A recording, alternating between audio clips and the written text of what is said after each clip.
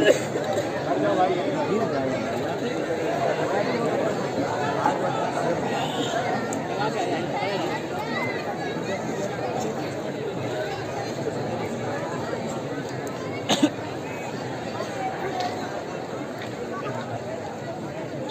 علیکم ورحمۃ اللہ وبرکاتہ۔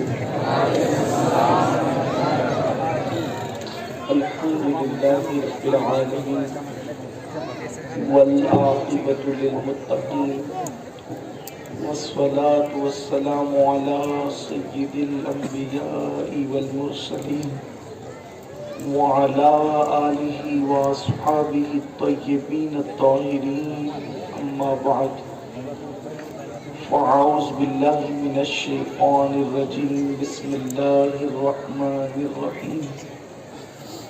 یا ایھا الذین آمنوا اتقوا اللہ حق تقاتہ ولا تموتن الا وانتم مسلمون، صدق اللہ العظیم۔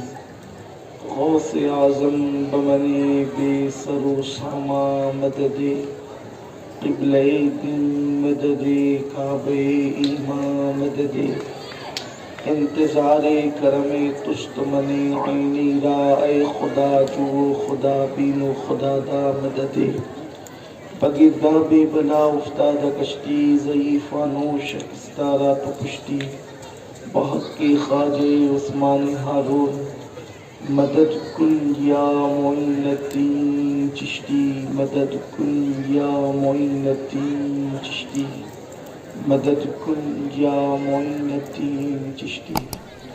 نہایت ہی ادب اور احترام کے ساتھ اپنے اور ساری کائنات کی مرکز عقیدت انیس بے کساں چارہ ساز درد منداں، ہم غریبوں کے غم گسار، ہم فقیروں کی ثروت، شہر یار ارم تاجدار حرم نوبہار شفاعت، شب اسرا کے دولہا نوشے بزم جنت، دانائے سبل مولائے کل ختم الرسل، خسرو خوباں سیاح لامکاں وجہ کل فکاں، در اللہ المکنون سر اللہ المخزون، عالم ما کانا وما یکون، آب و گل انبیاء جان و دل اصفیاء، مطلع ہر سعادت مقطع ہر سیادت، خلاصہ کائنات فخر موجودات، حضور احمد مجتبی محمد مصطفیٰ، ارواح نافدہ صلی اللہ تعالی علیہ وآلہ وصحبہ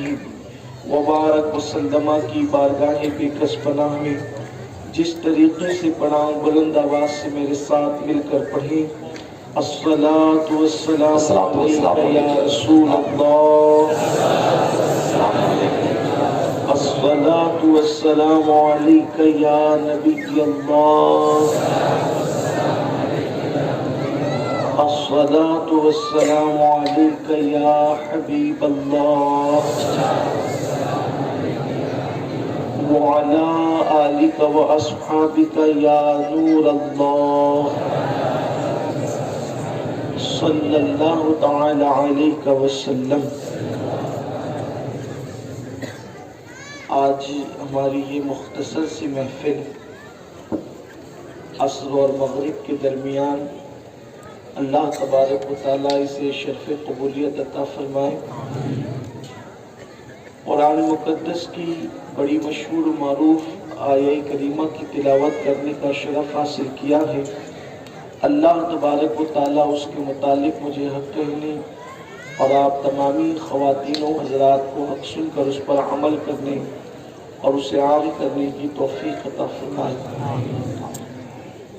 اللہ تعالیٰ قرآن مقدس میں ارشاد فرماتا ہے، یا ایھا الذین آمنوا اتقوا اللہ حق تقاتہ، اے ایمان والو اللہ سے ڈرو جیسا کہ ڈرنے کا حق ہے۔ اللہ سے ڈرنے کا حق کیا ہے اور ہم اللہ سے کیوں ڈرتے ہیں؟ دیکھیے، انسان تو ڈرتا ہے دشمن سے بھی، انسان تو ڈرتا ہے سانپ سے بھی، انسان تو ڈرتا ہے درندوں سے بھی۔ تم اللہ سے کس طرح ڈرتے ہیں؟ کہ کیا معاذ اللہ دشمنوں سے جس طرح ڈرا جاتا ہے، जिस तरह हथियारों से डरा जाता है, जिस तरह दरिंदों से डरा जाता है, इस तरह अल्लाह से डरते हैं? नहीं, हम दरिंदे से भी डरते हैं और अपने उस्ताद से भी डरते हैं। हम दुश्मन से भी डरते हैं और अपने बाप से भी डरते हैं। तो दुश्मन से डरने में और बाप से डरने में फर्क क्या है कि दुश्मन से डरते हैं तो उसके शर से डरते हैं, और दुश्मन से डरते हैं तो उससे नफरत भी करते हैं, लेकिन बाप से भी डरते हैं। तो बाप से डरने का मतलब क्या है कि बाप का हम एहतराम करते हैं और बाप के एहतराम में जो चीजें अपने अब्बा को पसंद नहीं है उन चीजों को छोड़ देते हैं। अपने उस्ताद से भी डरते हैं, एहतराम में डरते हैं। अगर उस्ताद खड़ा हो तो हम बैठते नहीं है, उसकी बेअदबी से खौफ करते हैं, उसकी नाराजगी से खौफ करते हैं बिला तमसील। तो अल्लाह तबारक व तआला से डरना ऐसे डरना है कि जैसे एक गुलाम अपने आका की नाराजगी से डरता हो। अल्लाह अकबर। यानी जब बाप को जो चीज पसंद नहीं तो हम अपने बाप के सामने नहीं करते, उससे डरते हैं। अगर अब्बा को सिगरेट पीना पसंद नहीं है तो उनके सामने हम सिगरेट नहीं पिएंगे। अब्बा को पान खाना गुटखा खाना पसंद नहीं है तो हम उनके सामने ये काम नहीं करेंगे। बिला तमसील अल्लाह तबारक व तआला से डरने का मतलब ये है कि अल्लाह के एहतराम के अंदर, अल्लाह की मोहब्बत के अंदर उन चीजों को छोड़ दिया जाए जिन चीजों को अल्लाह नापसंद करता है। इसको कहते हैं अल्लाह से डरना। और इसको हुज्जतुल इस्लाम इमाम गजाली रहमतुल्लाह तआला अलैह इरशाद फरमाते हैं कि यानी तो अल्लाह की नाराजगी से डरते हुए, अल्लाह की नाराजगी और उसके गजब से डरते हुए उन गुनाहों को, उन चीजों को छोड़ दे जिन चीजों से तुझे अल्लाह ने मना फरमाया है। इसको कहते हैं अल्लाह से डरना। अब आप मुझे बताएं मेरे प्यारे आका सल्लल्लाहु अलैहि वसल्लम के प्यारे दीवानों, क्या वाकई हम अल्लाह से इस तरह से डरते हैं? क्या हमारे दिलों के अंदर अल्लाह का ये खौफ मौजूद है, अल्लाह की ये खशियत मौजूद है? अल्लाह अकबर। याद रखें, गुनहगार अल्लाह से नहीं डरते, बल्कि जो जितना नेक और परहेजगार होता है उतना ज्यादा वो अल्लाह से डरता है।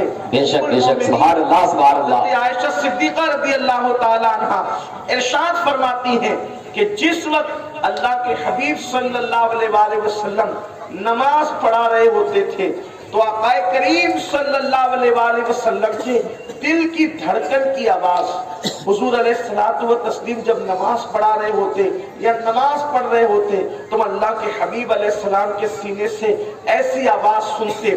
जब हांडी पक जाती है तो पकने के बाद जैसे खच खच की आवाज आती है, उस तरीके से अल्लाह के हबीब सल्लल्लाहु अलैहि वसल्लम के सीने से हम आवाज सुनते थे। एक दिन मैंने अल्लाह के हबीब सल्लल्लाहु अलैहि वसल्लम से अर्ज किया कि या रसूल अल्लाह सल्लल्लाहु अलैहि वसल्लम, मेरे माँ बाप आप पर कुर्बान। आका, जब आप नमाज पढ़ रहे होते हैं या नमाज पढ़ा रहे होते हैं तो उस वक्त मैं सुनती हूँ कि आपके सीने से एक मखसूस आवाज निकलती है और इस तरह की आवाज आती है जैसे खाना बनने के बाद, सालन बनने के बाद हांडी जब चूल्हे पर रहे तो जैसे खट खट की एक मखसूस आवाज आती है, उससे मुशाबे का आवाज मैं आपके सीने से निकलते हुए महसूस करती हूँ। तो अल्लाह के हबीब अलैहिस्सलाम ने फरमाया, आयशा, क्या तुम नहीं जानती कि मैं किस कादिर व क़य्यूम की बारगाह में खड़ा हूँ, मैं किस रब्बे काबा की बारगाह में खड़ा हूँ। अल्लाह के खौफ और उसकी खशियत की वजह से मेरे सीने से आवाज निकलती है। आप मुझे बताएं मेरे आका सल्लल्लाहु अलैहि वसल्लम के दीवानों, आज मुस्लिम उम्मा जो जिल्लत और रुसवाई के दलदल में फंसती चली जा रही है, पूरी दुनिया के अंदर जो जिल्लतों का माहौल है, जो तबाहियों का माहौल है, जो बर्बादियों का माहौल है, उसकी सबसे बड़ी वजह यह है कि जो रब से नहीं डरता वो दुनिया के अंदर रुसवा होता है, वो जलील होता है, और जो रब से डरता है वो दुनिया में भी इज्जत पाता है और वो आखिरत में भी इज्जत पाता है। आज मुस्लिम उम्मा अल्लाह से उस तरह नहीं डरती जैसे डरने का हक है। इसीलिए नित नए अंदाज से अलग अलग गुनाहों के अंदर मेरी कौम मुब्तला होती जा रही है। बहुत सारे गुनाह हैं, बहुत सारे जराइम हैं, अल्लाह अकबर, जिसमें हम मुब्तला हैं। मिसाल के तौर पर आज मुस्लिम उम्मा के अंदर जो है वो किसी न किसी तौर पर نشے کو جو ہے مسلم امہ اور مسلم بستیوں کے اندر نشے کو سستا کر کے اور آسان کر کے اور فیشن کے نام پر بالخصوص فلموں کے ذریعے سے سیریلوں کے ذریعے سے نشے کو عام کیا جا رہا ہے. یاد رکھیے گا یہ نشہ جو ہے اللہ اکبر کسی قوم کو تلواریں نیزے بھالے اتنا تباہ اور برباد نہیں کرتے جتنا نشہ اور شباب انسان کو تباہ اور برباد کرتا ہے. یہ نشہ کرنے والوں سے متعلق اللہ کے حبیب صلی اللہ علیہ وآلہ وسلم ارشاد فرماتے ہیں کتنی دردناک بات ہے. آپ لوگ تو نشہ نہیں کرتے ہیں لیکن آپ کے ذریعے سے اس طبقے تک اللہ میری بات پہنچائے کہ کتنا دردناک معاملہ ہے, کتنی دردناک بات ہے کہ لوگ جو ہے وہ نشے کی طرف مائل ہوتے ہیں. اور اس کا انجام کیا ہے؟ اللہ کے حبیب غیب دا نبی صلی اللہ علیہ وآلہ وسلم فرماتے ہیں کہ قیامت کے دن جب نشہ کرنے والے اپنی قبروں سے اٹھیں گے تو ان کے گلے کے اندر وہ چیزیں لٹکی ہوگی جن سے وہ نشہ کرتے تھے. یوں سمجھ لے جیسے اگر وہ شراب سے نشہ کرتے تھے تو شراب کی بوتل ان کے گلے میں لٹکی ہوگی, اور جس چیز سے وہ شراب پیتے تھے جیسے کوئی کٹورا ہو, کوئی جام ہو, کوئی پیالہ ہو تو وہ ان کے ہاتھ میں ہوگا اور ان کے چہرے سیاہ ہوں گے, کالے ہوں گے. اور ایک حدیث پاک میں آتا ہے یا تو سور کی طرح ہوں گے یا تو بندر کی طرح ہوں گے, اور ان کی آنکھوں سے خون ٹپک رہا ہوگا, وہ خون کے آنسو روتے ہوئے میدان محشر میں آ رہے ہوں گے, اور یہاں تک کہ ان کے جسم پر سانپ اور بچھو چمٹے ہوئے ہوں گے, اور اللہ اکبر ان کے منہ سے پاخانہ بہ رہا ہوگا, ان کے منہ سے غلاظت نکل رہی ہوگی, ان کے منہ سے میلا نکل رہا ہوگا, وہ پاخانے کی الٹیاں کرتے ہوئے نکل آ رہے ہوں گے. اور اس کے بعد یہ کہا جا رہا ہوگا لوگوں دیکھو یہ وہ لوگ ہیں جو دنیا کے اندر نشہ کیا کرتے تھے. آج ہمارے نوجوان نشے کو فیشن سمجھ کر اس کی طرف بڑھ رہے ہیں. دوسرا گناہ جان بوجھ کر اللہ کے رسول صلی اللہ علیہ وآلہ وسلم کی سنتوں کو ترک کیا جا رہا ہے, اور سنتوں کو ترک کر کے اس کے مقابلے میں بدعت کو رواج دیا جا رہا ہے. بدعتیں ہمارے سماج کے اندر ہر دن جنم لے رہی ہے. بدعت کیا ہے, بدعت کسے کہتے ہیں, اس پر بہت باتیں کی جاتی ہے, لیکن ایک جملہ اگر علماء ہمارے یہاں موجود ہے تو میں اپنی اصلاح کے طور پر ان کو بتانا چاہتا ہوں, اگر وہ مجھ سے غلطی ہوگی تو میری اصلاح کریں گے. بدعت کی مختصر اور جامع تعریف یہ ہے کہ حضور اکرم صلی اللہ علیہ وآلہ وسلم کی کسی سنت کو ختم کرنے کے لیے, کسی سنت کو مٹانے کے لیے کوئی نیا کام سنت کے مقابلے میں ایجاد کیا جائے, اس کو کہتے ہیں بدعت. سنت کو ختم کرنے کے لیے سنت کے مقابلے میں کوئی نیا کام ایجاد ہو اس کو بدعت کہیں گے. ہر نیا کام بدعت نہیں ہوتا. جیسے سنت عقیدہ جو رکھنا سنت ہے اس کو مٹا کر کوئی نیا عقیدہ ایجاد کیا جائے یہ بدعت ہے.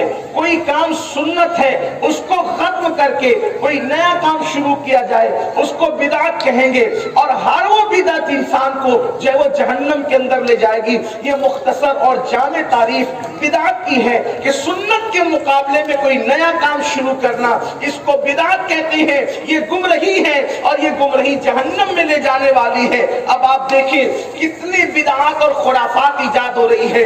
مثال کے طور پر داڑھی رکھنا یہ سنت ہے, تواتر کے ساتھ یہ بات ثابت ہے کہ یہ سنت ہے. داڑھی مڈانا یہ بدعت ہے. افسوس کی بات یہ ہے لوگ میلاد کو بدعت کہہ کے اس کا رد تو کرتے ہیں, لیکن لوگ داڑھی مڈانے کو بدعت کہہ کے اس کا رد کیوں نہیں کرتے. اسی طریقے سے اللہ اکبر لوگ انگوٹھا چومنے کو بدعت تو کہتے ہیں, لیکن لوگ گانا سننے کو بدعت کیوں نہیں کہتے. اس لیے کہ رسول اللہ کے دور میں تو نعت سنی جاتی تھی, اور حضور علیہ السلام کا نعت سننا حسان بن ثابت سے یہ بالکل ثابت ہے, اور سیاہ ستہ کی روایتوں سے ثابت ہے. بلکہ اس شوق کے ساتھ اللہ کے رسول نعت سنا کرتے تھے کے رسول جو ہے منبر لگا کر کے حسان کو منبر پہ کھڑا کرتے تھے اور خود زمین پہ بیٹھ کر کے نعت سنا کرتے تھے. تو نعت سنت ہے. اب اس کو مٹانے کے لیے گانا ایجاد ہوا ہے تو یہ گانا بدعت ہے. تو لوگ انگوٹھا چومنے کے خلاف کھڑے ہوئے جہاد کرنے کے لیے اور اس کو بدعت قرار دے رہے. لوگ گانے کو بدعت کیوں نہیں کہتے؟ اسی طریقے سے سیرت مصطفیٰ کی تشہیر اور سیرت مصطفیٰ پڑھنا سننا یہ سنت ہے. سنت کی تو 3 قسمیں بیان کی جاتی ہے، ہمارے علماء جانتے ہیں اس کو.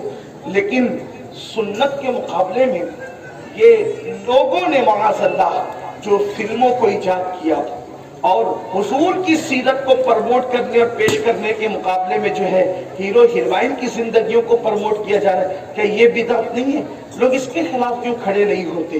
اسی طریقے سے جو ہے وہ شادی کے موسم میں جو بہت سارے خرافات لوگوں نے ڈی جے ہیں اور ناچنا ہے اور گانا ہے اور مشرکین کی جو رسومات ہیں وہ سب جو ہے وہ اپنے سماج کے اندر شامل کر لیا ہے، وہ بھی بدعات اور خرافات ہیں. تو ہم نے کہیں نہ کہیں جو ہے خرافات کے ساتھ چیٹنگ کرنے کی کوشش کی ہے. اس پہ پردہ ڈالنے کے لیے جب بھی مقرر بدعت کا نام لیتا ہے تو اس کے چند عنوانات ہوتے ہیں: انگوٹھا چومنا، مزارات پر جانا، اسی طریقے سے جو ہے وہ حضور کا میلاد کرنا، حضور علیہ الصلوۃ والتسلیم کے نام کے جلسے کرنا. پورا گھوم پھر کر کے میٹر اسی پر آتا ہے. حالانکہ جسے لوگ بدعت کہتے ہیں وہ بدعت کے زمرے میں شامل ہی نہیں ہوتا. جیسے قبروں پر جانا بدعت کیسے ہو سکتا ہے جبکہ اللہ کے رسول علیہ السلام کی صریح حدیث پاک موجود ہے کہ میں نے تمہیں قبروں پر جانے سے پہلے منع کیا تھا لیکن اب میں تمہیں اس پر جانے کی اجازت دیتا ہوں، اس لیے کہ قبروں پر جانے سے تمہیں اپنی موت یاد آتی ہے، تمہیں اپنی آخرت یاد آتی ہے. سماعت کے ساتھ روایت موجود ہے. پھر اس کے بعد حضور اکرم صلی اللہ علیہ وآلہ وسلم کا سب سے پہلا سفر، حضور کی زندگی میں سب سے پہلا سفر 6 سال کی عمر میں ہوا، اور وہ 6 سال کی عمر میں جو پہلا سفر ہوا ہے وہ حضور اکرم صلی اللہ علیہ وسلم اپنی امی کے ساتھ اپنے والد بزرگوار کے مزار مقدس پر تشریف لے گئے تھے. حضور کی زندگی کا پہلا سفر اس لیے ہے. آپ سیرت ابن ہشام اٹھا کر کے دیکھیں، بعض سیرت نگاروں نے یہ بھی کہا کہ حضور کی امی جان مدینہ منورہ میں ان کے والد کے ننیال والوں سے حضور کو ملانے لے گئی تھی. آپ تھوڑا سا عقل سے کام لیجئے. والد کے ننیال والوں سے حضور کی والدہ، یہ حضور کے ننیال والے نہیں، حضور کے والد کے ننیال والے. اتنے دور کے رشتوں سے کبھی 6 سال کے بچوں کو بھی ملانے کے لیے لے جایا جاتا ہے. ابن ہشام کہتے ہیں کہ اللہ اکبر، حضور اکرم صلی اللہ علیہ وسلم کی والدہ 6 سال کی عمر میں حضور کو مکے سے مدینہ منورہ لے گئی جہاں حضور علیہ السلام کا مزار مبارک موجود تھا. حضور علیہ السلام کے والد کا مزار مبارک موجود تھا اور اب ان کی امی نے کہا کہ بیٹا تم نے اپنے والد کو تو نہیں دیکھا، کم سے کم چل کے اپنے والد کی قبر دیکھی.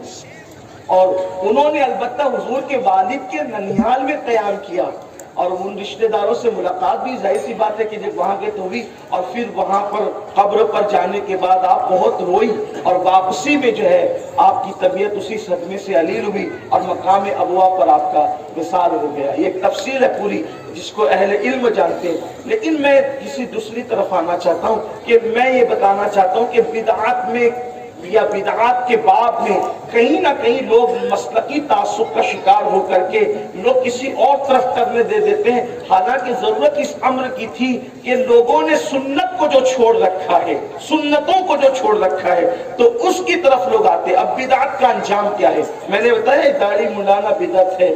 حضور علیہ السلام نے جس طریقے سے شادی کرنے کا حکم دیا اس کے خلاف ہٹ کر کے آپ دیکھیں، میں شادی کے موقع پہ دیکھتا ہوں کہ جو بہت دیندار لوگ کہلاتے ہیں وہ بھی سنتوں کا لحاظ نہیں کرتے. جیسے مثال کے طور پر ایک رواج ہو ہے لوگوں کے درمیان کہ جہیز آپ کے کیا ہے مجھے نہیں پتا، لیکن ایک جنرل بات کیا، جہیز مانگتے ہیں، مطالبہ کرتے ہیں، نہیں ملتا ہے تو پوری زندگی تانا دیتے رہتے ہیں. یہ بھی لوگوں کا مزاج ہے، بلکہ ابھی گجرات میں حال ہی میں ایک بچی کی کلپ چل رہی ہے، رلا دینے والی کلپ ہے۔ مسلمانوں کو تو چلو بھر پانی میں ڈوب کر مر جانا چاہیے ایسے موقع پر کہ لوگ آج ہمیں بتا رہے ہیں کہ دیکھو یہ مسلمانوں کا حال ہے کہ جہیز کے مطالبے نے ایک بچی کی جان لی اور وہ انتقال کر گئی۔ یہ تو ایک کلپ ہے جو وائرل ہوئی ہے۔ اس طرح کی کتنی بچیاں ہیں جو جہیز کے نام پر جو ہے اپنی جانوں کو قربان کر دیتی، جن کے گھر اجڑ جاتے، جن کی زندگیاں اجڑ جاتی، جن کی زندگیاں تباہ ہو جاتی۔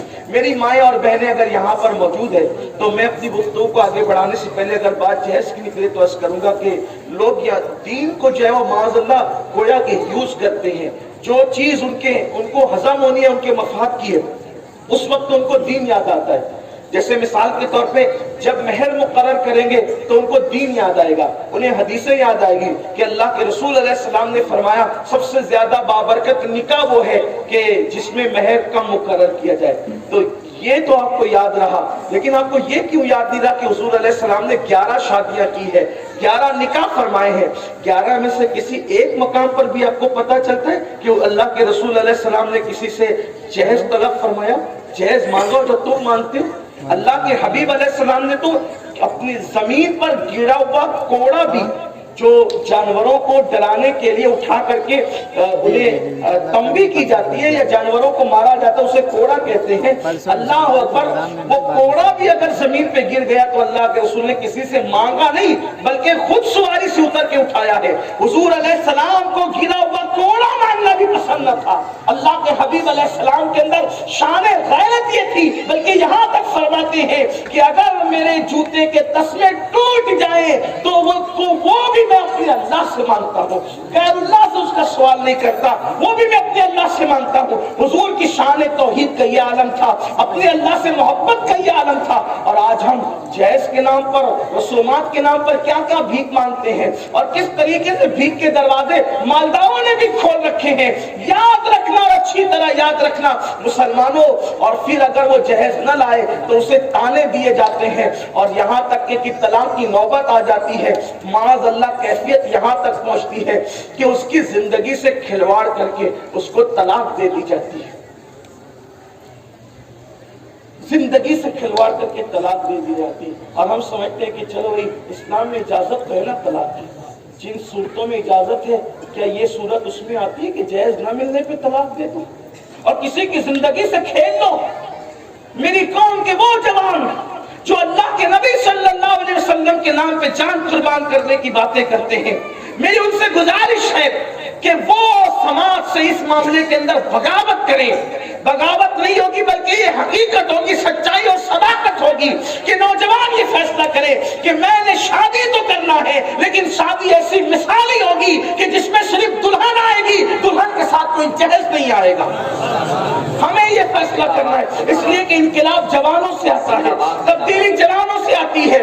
یاد رکھیں اگر آپ نے ایسا کیا اور آپ نے کسی کی فکر کو دور کر دی، کسی غریب ماں باپ کی سوچ اور فکر کو، ان کے بوجھ کو دور کر دیا، تو یاد رکھنا مالدار جہیز دے گا تو اپنی طاقت کے مطابق دے گا، لیکن کسی غریب کی فکر کو تم دور کر دو گے تو جب اللہ تمہیں دے گا تو اللہ تمہیں اپنی شان کے مطابق عطا فرمائے گا۔ بندے کا دیا ہوا ختم ہو سکتا ہے، اللہ کا دیا ہوا کبھی ختم نہیں ہو سکتا، تو اللہ آپ کو اپنی شان کے مطابق عطا فرمائے گا۔ عرض یہ کر رہا تھا کہ لوگ زندگیوں سے کھیلتے، بیچ میں طلاق دے دیتے، بیچ میں جہیز کی وجہ سے، کسی اور چھوٹی چیز کی وجہ سے، اللہ اکبر، زندگی سے کھیل جاتے۔ کسی لڑکی کی کسی عورت کی زندگی سے کھیلنے کا کیا عذاب ہے یہ تو ابھی نہیں پڑتا آپ کے سامنے۔ ایک حدیث صرف سن لے، دل پہ، ایمان والے دل پہ ہاتھ رکھ کر، کسی کی زندگی سے کھیلنا کتنا بڑا جرم ہے۔ عورت تو عورت ہے، لڑکی تو لڑکی ہے، بہت بڑی ہے اس کی عزت، اس کی آبرو، اس کی زندگی۔ اگر تم نے کسی چڑیا سے بھی کھیلا نا، چڑیا کی زندگی سے، چڑیا کی زندگی سے، چڑیا کتنی اتی چھٹاک بھر کی ہوتی، اس کا انجام کیا ہے؟ لیکن یہ حدیث پڑھنے سے پہلے ایک اور طرف اشارہ کرتا ہوں۔ آج کل کچھ لڑکے لڑکیوں کی زندگی سے اس طرح بھی کھیلتے ہیں کہ اس سے ناجائز تعلقات قائم کر لیتے ہیں، شادی کا لالچ دے کر، زندگی بھر نبھانے کا لالچ دے کر، پھر زنا کر کے، بدکاری کر کے، اس کی آبرو سے کھیل کر پھر اسے چھوڑ دیتے ہیں۔ نہ وہ دین کی رہتی ہے نہ وہ دنیا کی رہتی ہے۔ یہاں میں قوم کی بیٹیوں سے بھی کہتا ہوں کہ آپ کی عزت اور آبرو اتنی سستی نہیں ہے کہ شادی کے وعدے پر آپ کسی کے ساتھ اپنا سب کچھ گنوا بیٹھے۔ یاد رکھنا دنیا کی ہر دولت ختم ہو جانے کے بعد آدمی کما سکتا ہے، لیکن آبرو اس دولت کا نام ہے کہ ایک مرتبہ چلی گئی بے شک بے شک تو دوبارہ پھر آپ اس کو نہیں خرید سکتے، بازار سے نہیں خریدی جا سکتی، دولت کے ذریعے سے اس کو جو ہے وہ نہیں کمایا جا سکتا، اس کو حاصل نہیں کیا جا سکتا، بلکہ مر کے زندہ ہو جائیں تو بھی آپ دوبارہ وہ دولت حاصل نہیں کر سکتے۔ اس لیے قوم کی بیٹیوں سے کہتا ہوں کہ غربت کی چکی میں پسنا، تو غربت سے خوف کھا کر کسی کی دولت پر للچا کر کبھی اپنی آبرو کا سودا مت کر دینا۔ جب کبھی تمہیں غربت اور فاقہ کشی اور تمہارے وجود پہ لگے ہوئے، تمہارے وجود پر جو کپڑے ہیں اس پہ لگے ہوئے پیون جب تمہیں بے چین کرے تو تمہیں سیدہ فاطمۃ الزہرا کے لباس کے پیون کو یاد کر لینا چاہیے۔ آج کسی غریب سے غریب بلکہ فقیر کی بیٹی کے بدن پر بھی ایسا کپڑا نہیں ہوتا کہ جس پر کپڑے کے وجود پر اونٹ کے چمڑے کا پیون لگے، لیکن میرے نبی کی بیٹی سیدہ فاطمہ نے یہ مثال پیش کی ہے کہ ان کے کپڑے کے وجود پر، ان کے کپڑوں پر اونٹ کے چمڑے تک کا پیون لگا تھا، اونٹ کے چمڑے کا پیون۔ میں سمجھتا ہوں کسی غریب کی غریب، کتنا بھی غریب ہے، کائنات کے سب سے مالدار کی بیٹی کے دوپٹے میں اگر اونٹ کے چمڑے کا پیون لگ سکتا ہے، میں اپنے نبی سے مالدار دنیا میں کسی کو نہیں سمجھتا، اس لیے کہ آج جسے بھی خیرات مل رہی ہے وہ سب میرے نبی کے در سے مل رہی ہے۔ میرے امام اہل سنت کہتے ہیں آسماں خان، زمین خان، زمانہ مہمان، صاحب خانہ لقب کس کا ہے تیرا تیرا، اور وہاں کیا جود و کرم ہے شہ بدہاں تیرا، نہیں سنتا ہی نہیں مانگنے والا تیرا، دھارے چلتے ہیں عطا کے وہ ہے قطرہ تیرا، تارے کھلتے ہیں سخا کے وہ ہے ذرہ تیرا، میں تو مالک ہی کہوں گا کہ ہو مالک کے حبیب، یعنی محبوب و محب میں نہیں میرا تیرا، میرا تیرا۔ سبحان اللہ سبحان اللہ۔ جس نے جنت بیچی بھی ہو، جس نے جنت بانٹی بھی ہو، حضور نے جنت بیچا بھی ہے اور جنت بانٹا بھی، اس کا مطلب میرے نبی کو اللہ نے جنت کا مالک بنایا۔ آپ دیکھو مجھ سے کتنی محبت کرتے، بہت محبت ہے آپ کی۔ مائک بھی آپ نے لگا دیا، یہ مائک آپ نے مجھے استعمال کے لیے دیا، اگر میں اس کا بھی نیلام کرنے لگوں، سودا کرنے لگوں تو مائک والا بھیا مجھے پکڑ لے گا کہ حضرت آپ سے محبت بڑی ہے لیکن آپ سے یہ امید نہیں تھی کہ آپ امانت میں خیانت، امین ہو کر آپ امانت میں خیانت کریں گے کہ میں یہ مائک استعمال کے لیے دیا ہے، بیچنے کے لیے نہیں دیا آپ کو۔ کب بیچ سکتا ہوں؟ جب مالک ہو جاؤں۔ اگر یہ دے دے کہ یہ آپ کا ہو گیا تو بیچ بھی سکتا ہوں، کسی کو ہبا بھی کر سکتا ہوں، لیکن جب تک یوز کے لیے ہو، ملکیت میری نہ ہو، نہ بیچ پاؤں گا نہ کسی کو دے پاؤں گا۔ نبی نے جنت بیچی بھی اور نبی نے جنت خیرات میں عطا بھی کر دی، اور دنیا میں بتا دیا جنت کی دعائیں کرنے والوں اور نبی کی برابری کی بات کرنے والوں، نبی تو وہ ہیں جو جنت دے بھی سکتے ہیں خیرات میں اور جنت بیچ بھی سکتے ہیں۔ جہاں آبادی عطا کر دیں، بڑی جنت ہبا کر دیں، نبی مختار کل ہیں، نبی مختار کل ہیں، جس کو جو چاہے عطا کر دے۔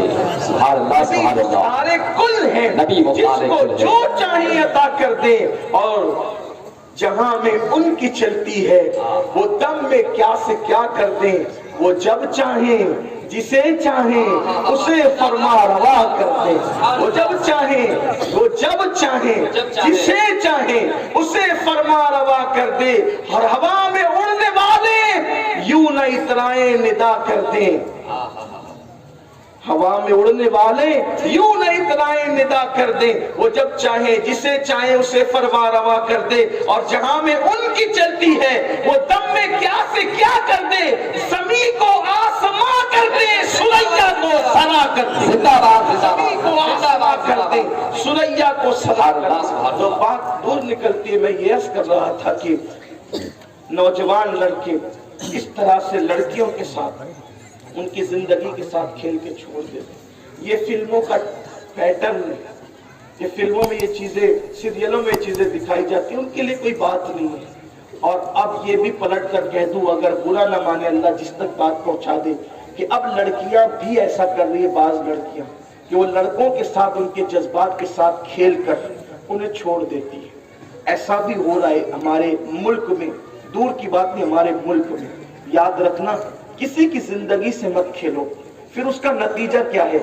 یا لڑکی پاگل ہو جائے یا لڑکا، یا لڑکی خودکشی کر لے یا لڑکا، زندگی اجیرن ہو جاتی ہے، زندگی برباد ہو جاتی ہے۔ سن لے کسی کی زندگی سے کھیلنے کا انجام کیا ہے۔ امام ابو اللیث سمرقندی رحمت اللہ علیہ لکھتے ہیں، حدیث پاک اس کا مفہوم بطور مفہوم عرض کر رہا ہوں، کہ کسی نے اگر اپنی زندگی میں کسی چڑیا سے کھیلا ہوگا، چڑیا چھٹاک بھر سے زیادہ کی نہیں ہوتی، کسی نے چڑیا سے کھیلا ہوگا اور کھیلتے کھیلتے چڑیا مر گئی۔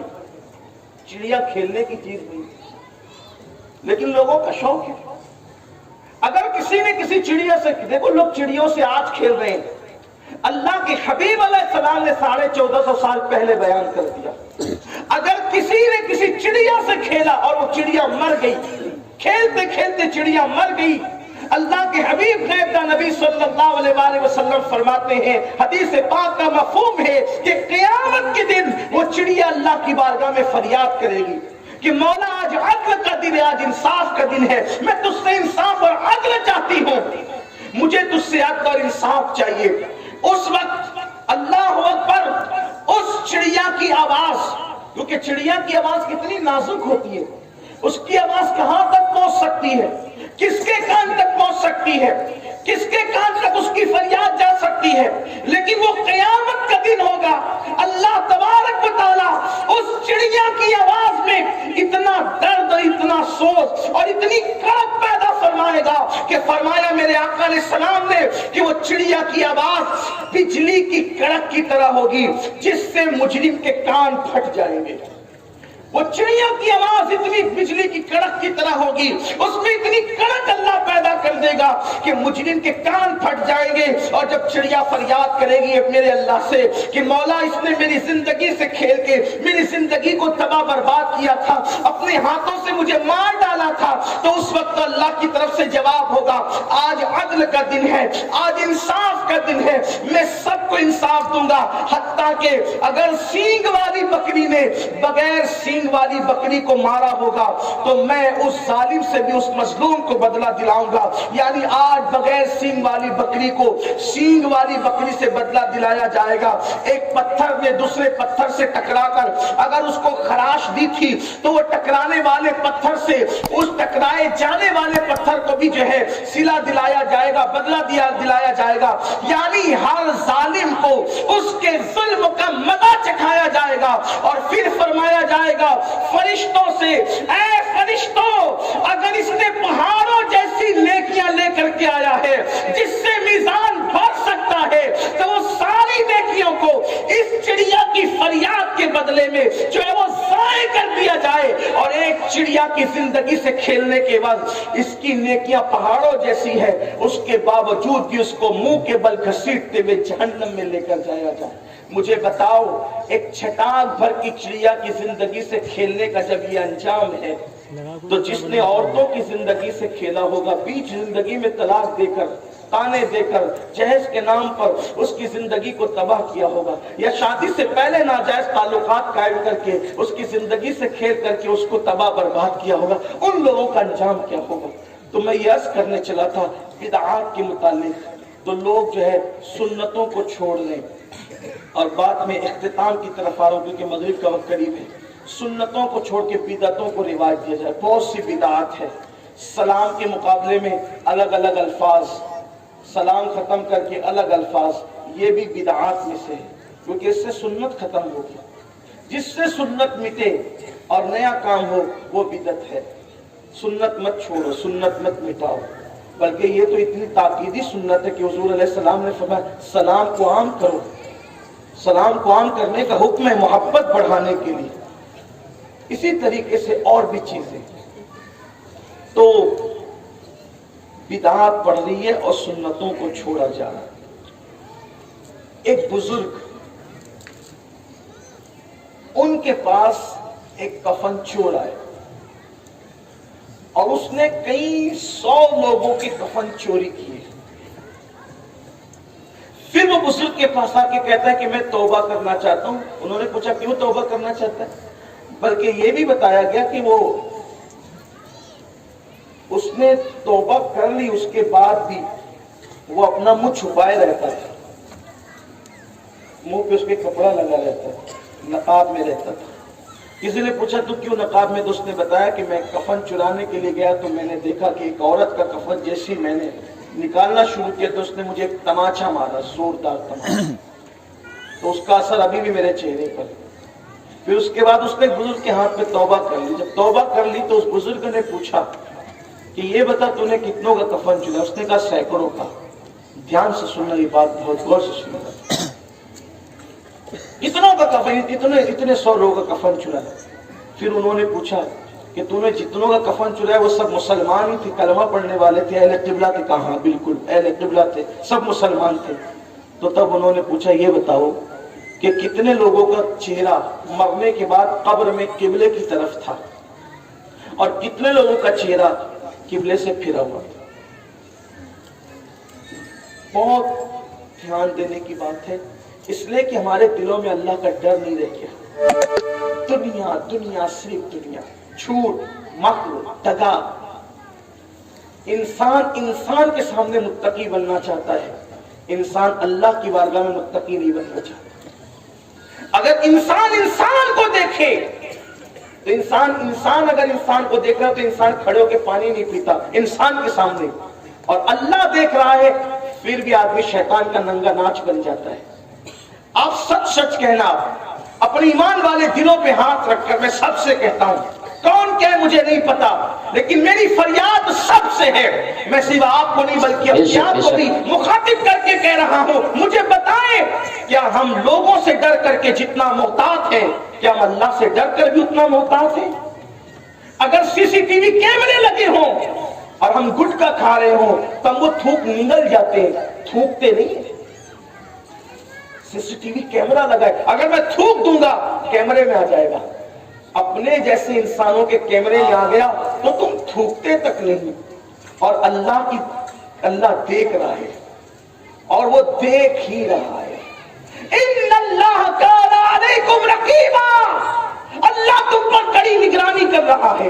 ہوا معکم اینما کنتم، تم جہاں کہیں ہو اللہ تمہارے ساتھ ہے. تم سب کی نگاہ سے چھپ سکتے ہو، اپنے رب کی نگاہ سے نہیں چھپ سکتے. لوگوں کے سامنے تھوکنے کا ڈر ہے اور اللہ کے سامنے زنا کے اڈے. اللہ دیکھ رہا ہے اور شراب کے اڈے، اللہ دیکھ رہا ہے اور گندی فلمیں، اللہ دیکھ رہا ہے اور بدکاریاں، اللہ دیکھ رہا ہے اور زناکاریاں، اللہ دیکھ رہا ہے مسجدوں کی ویرانیاں، اللہ دیکھ رہا ہے جھوٹ، مکر، دغا، دھوکہ دہی، حرام لقمے. سوچے تو صحیح، ہمیں جنت انسانوں سے نہیں لینی، انسان نے دینا کیا ہے؟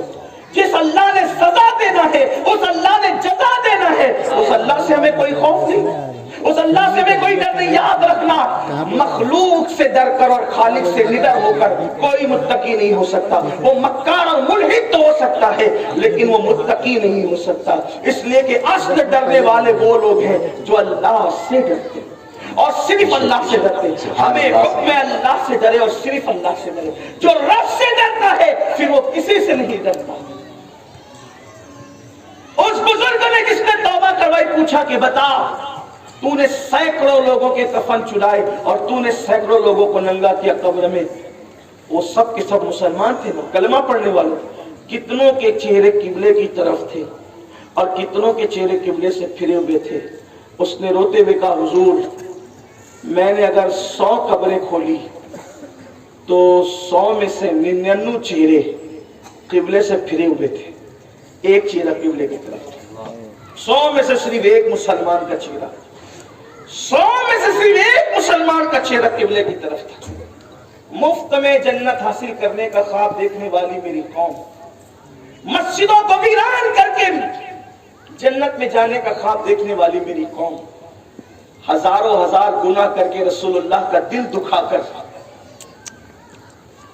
मालिक जन्नत का दिल दुखा कर जन्नत में जाने का ख्वाब देखने वाली कौम, मुझे तो डर लगता है कि वो कौम का क्या होगा।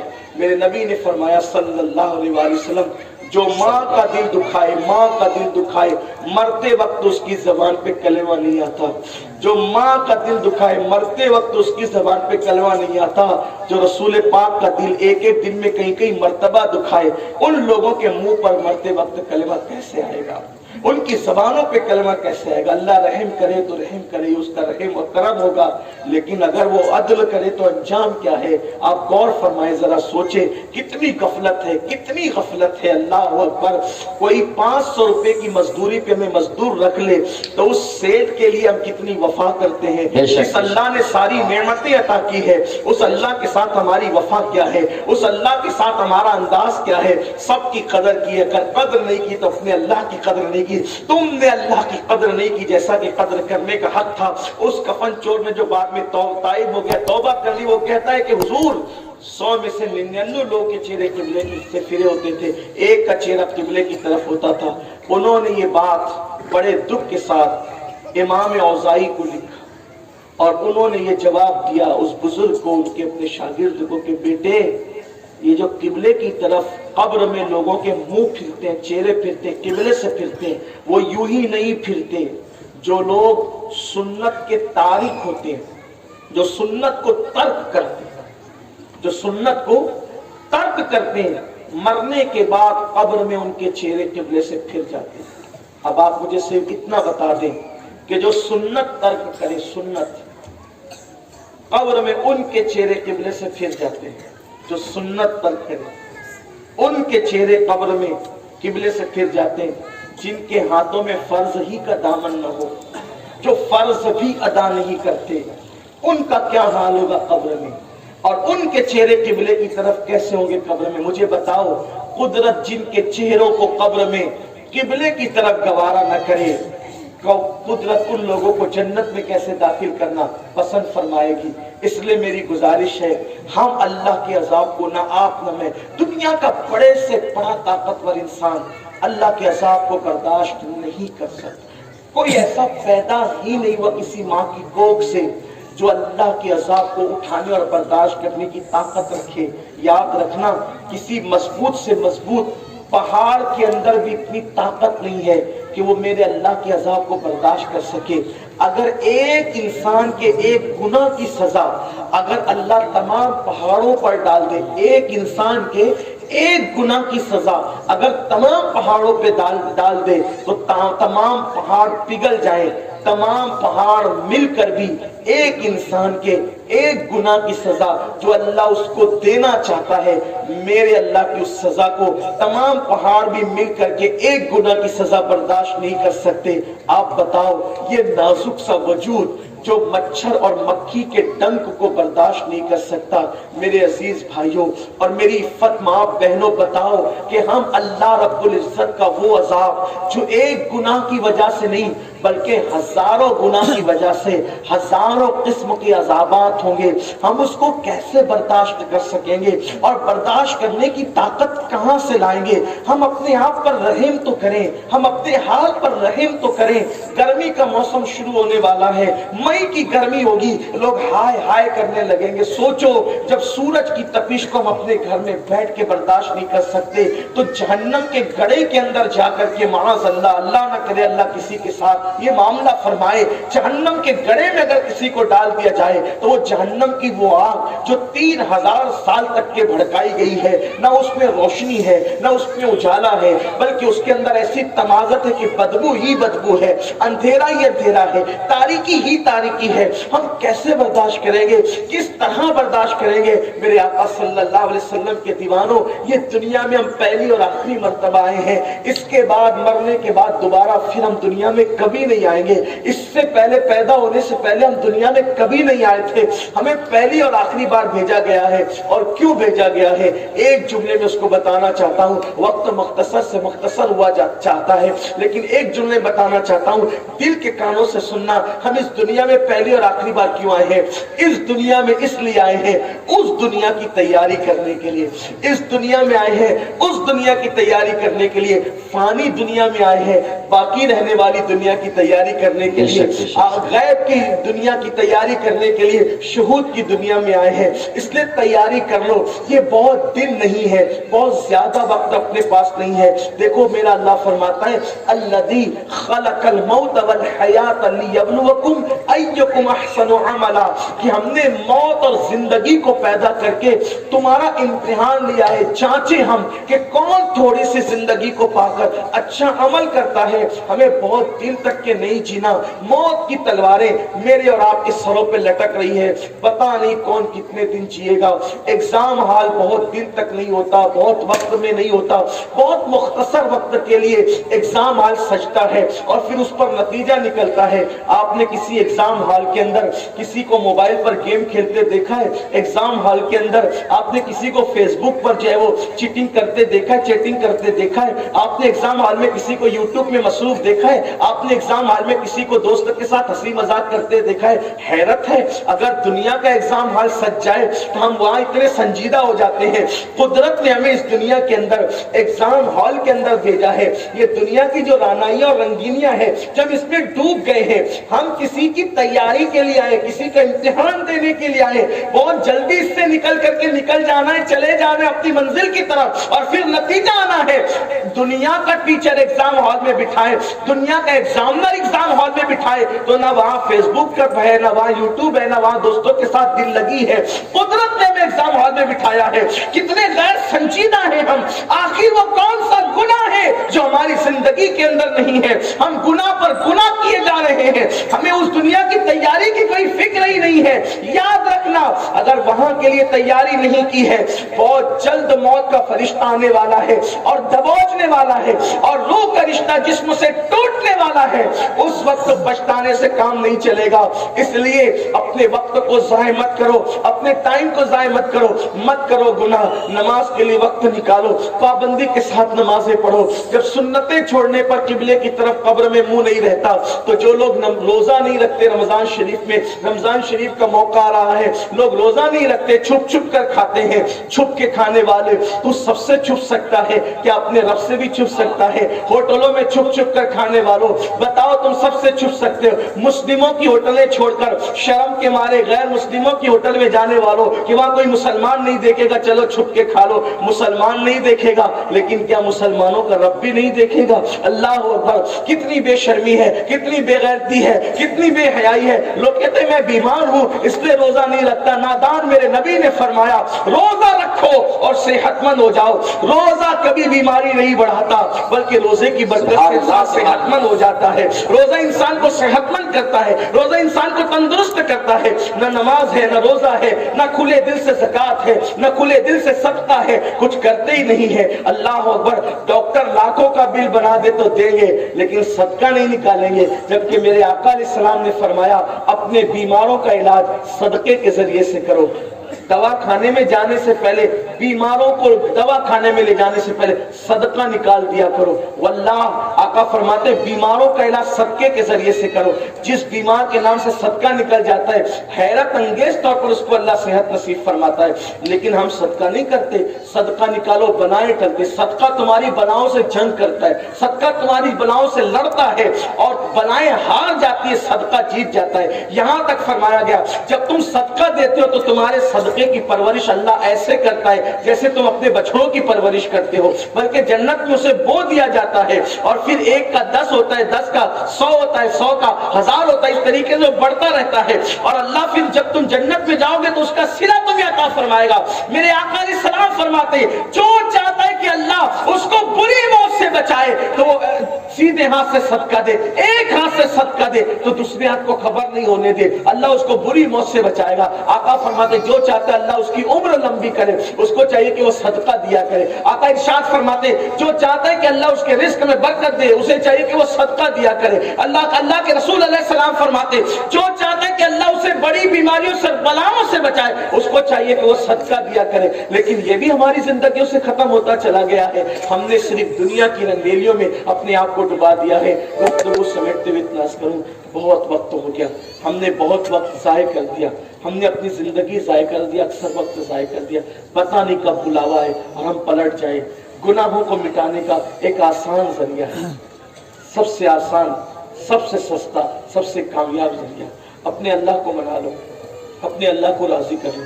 اور یاد رکھنا سب کو منانا مشکل ہے، سب کو منانا مشکل ہے، سب سے آسان اگر کسی کو منانا ہے تو رب کو منانا ہے۔ سبحان اللہ سبحان اللہ، رب سے سبحان اللہ سبحان اللہ، رب سے زیادہ کسی کو منانا آسان ہے، سب سے آسان اللہ کو منانا ہے۔ ندامت کے دو آنسو دل کی گہرائیوں کے ساتھ تنہائی میں اس کی بارگاہ میں پیش کر، یا تنہائی کی بھی کہتے جہاں ہو وہیں، گناہوں کا احساس اور ندامت اس کی بارگاہ میں پیش کر دو، وہ معاف کر دے گا، اس لیے کہ وہ ہم سے پیار بہت کرتے ہیں۔ 70 ماؤں کا پیار اتنا نہیں ہے جتنا میرے اللہ کا پیار اپنے بندوں کے ساتھ ہے، بلکہ کروڑوں ماؤں کا پیار اتنا نہیں ہے جتنا میرے اللہ کا پیار اپنے بندوں کے ساتھ ہے۔ بس بندے اس کی طرف آئیں قربان۔ میرا اللہ کہتا ہے میرا بندہ اگر میری طرف چل کر آتا ہے، کیا پیاری بات کی ہے، اس کی تو ہر بات ہی پیاری ہے، لیکن اظہار محبت تو دیکھیں، جب میرا بندہ میری طرف چل کر آتا ہے تو میری رحمتیں اس کی طرف دوڑ کر جاتی ہے۔ رات کے آخری پہر میں، رات کے آخری حصے میں گناہ کرنے والوں پریشان ہونے کی ضرورت نہیں، میرے اللہ کا اعلان ہے سبقت رحمتی علی غضبی، کہ میری رحمت میرے غضب پہ سبقت لے گئی ہے۔ میرے اللہ کا اعلان ہے گناہ سے توبہ کرنے والا ایسا ہے جیسے اس نے گناہ کیا ہی نہیں ہے۔ میرے اللہ کا اعلان ہے کہ جب تک میرے بندے توبہ کرتے رہیں گے میں ان کو معاف کرتا رہوں بے شک سبحان اللہ سبحان اللہ، زندہ جب تک توبہ کرتے رہیں گے، جب تک توبہ کرتے رہیں گے تب تک معاف کرتا رہوں گا۔ بلکہ کسی نے پوچھا آقا اگر کوئی بندہ توبہ کرے پھر گناہ کرے، توبہ کرے تو اس میں شرط یہ لگائی کہ توبہ کرے اس نیت سے کہ اب کبھی گناہ نہیں کروں گا، پکا ارادہ کیا نہیں کروں، اور اگر ہو گیا پھر توبہ کا چانس، پھر اس نیت سے توبہ کی کہ کبھی گناہ نہیں کروں گا، پھر ہو گیا پھر توبہ کا چانس ہے۔ یہ چانس کب تک ہے؟ روح نکلنے سے پہلے تک۔ لیکن دوسرے لوگوں کو چانس نہیں ہے جو اس نیت سے توبہ کرتے ہیں کہ پھر گناہ کروں گا، اس نیت سے توبہ کرتے پھر گناہ کروں گا پھر کروں گا۔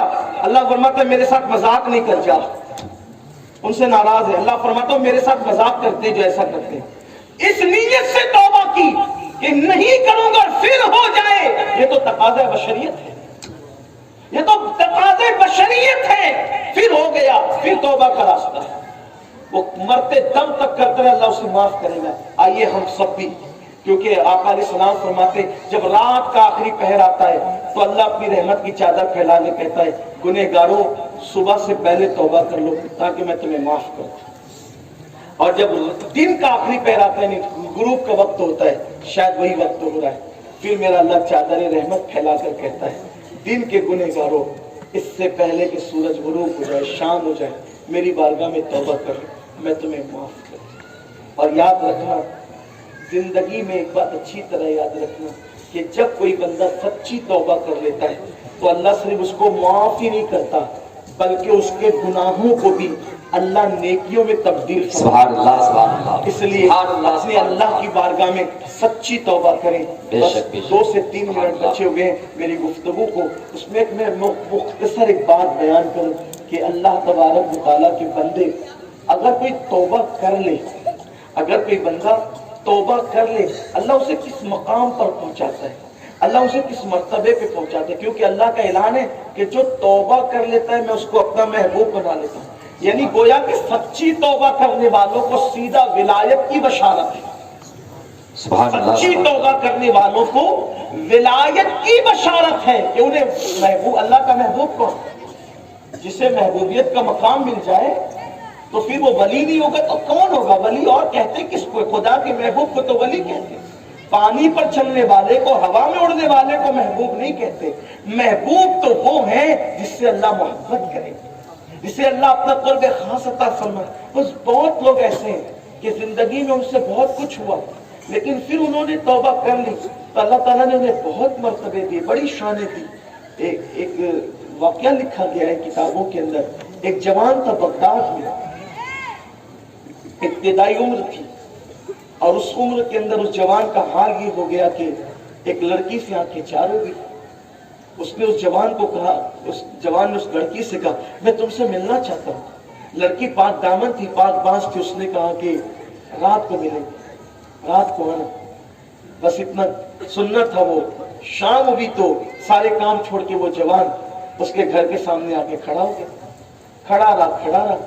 आखिरकार जब फजर की अजान बगदाद मोहल्ला की मस्जिद के मीनारों से होने लगी तो उसको एक झटका सा लगा, खड़े खड़े सर्दी की तवील रात में खड़ा, अरे इशा का वक्त हो गया, वो लड़की आई नहीं।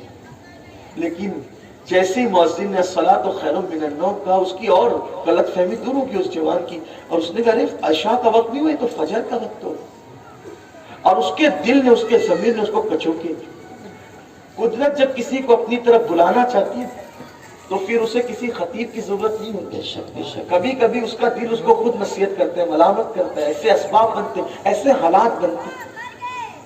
कुदरत किसी भी तरह से असबाब, उसकी शान है, उससे क्या है, बड़ी अजीम शान है उसकी, वो असबाब बना देती। कभी पत्थर भी बोल पड़ते इंसान की इस्लाह के लिए, कभी जानवर भी बोल पड़ते इंसान की इस्लाह के लिए, बल्कि कभी कभी गुनाह के हालात बोल पड़ते इंसान की इस्लाह के लिए। कुदरत जब अपनी तरफ बुलाना, वल्लज़ीना जाहदू फीना लनहदियन्नहुम सुबुलना, जो हमारी राह में कोशिश करते हैं हम उनके लिए अपनी राहें पैदा करते हैं, राहें बना देते, रास्ते दे देते, रास्ता नहीं रास्ते दे देते। आ जाओ, औरों की तरफ जाने के लिए पुरखार वादियां हैं, पुरखार रास्ते हैं, कुदरत की तरफ आने के लिए ऐसी पुरकशिश रास्ते, लेकिन कोई जाने को तैयार तो हो।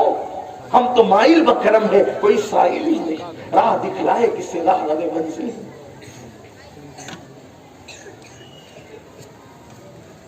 उस जवान के ज़मीर ने उसको कचोके दिए, तूने क्या किया?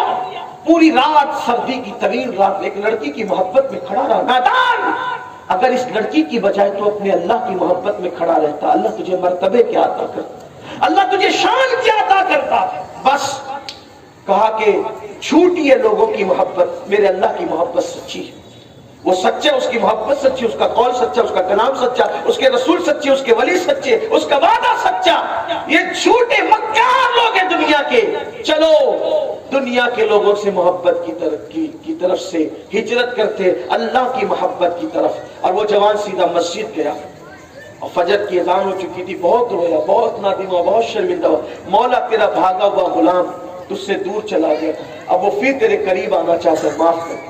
रोता रहा, फजर पड़ी, इशराक पड़ी, चाश्त पड़ी, सूरज बुलंद हुआ, घर की तरफ निकला तो क्या देखा मंजर कि उसके सर पे बादल साया कर रहा है। अल्लाह, उसके सर पे बादल साया कर रहे। एक बड़े मियाँ बुजुर्ग बूढ़े उसके साथ चल रहे थे। उस जवान से कहा, जवान तू कितना बाकरामत है कि तेरे सर पे बादल साया करता है। जवान ने कहा, बाबा आज हमारी रात कैसी गुजरी हम जानते हैं, हम क्या मुबारक, हम क्या बरकत वाले हुए, और हमारे सर पे क्या बादल, बादल तो आपके सर पे। लेकिन कुदरत की शान, जब दोनों के रास्ते जुदा होने लगे तो बूढ़े के सर पे बादल नहीं बल्कि उस जवान के सर पे बादल।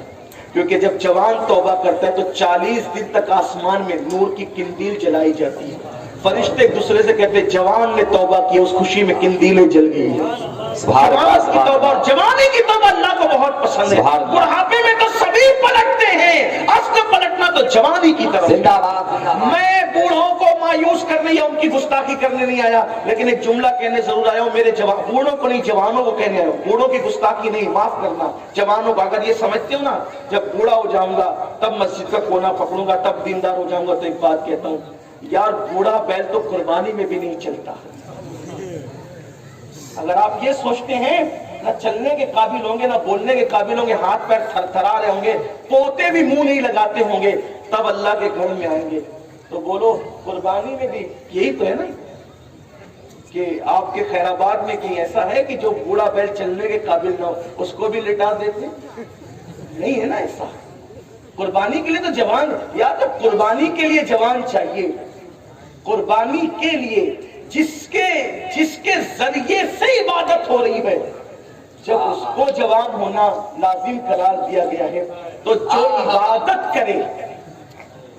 इबादत करे वो जवान हो, तो फिर मजे क्या है? आप कहेंगे बूढ़ों की इबादत कबूल नहीं। अरे बूढ़ों की इबादत के तो बड़े दर्जे हैं, लेकिन कब जब जवानी में भी इबादत करता था, अब बूढ़ा हो गया है, सही नहीं कर पाता, तो अल्लाह फरिश्तों से कहते, फरिश्तों जवानी में इतनी रकत पढ़ता था, अब बुढ़ापे की वजह से पढ़ नहीं पाता, तो कम मत कर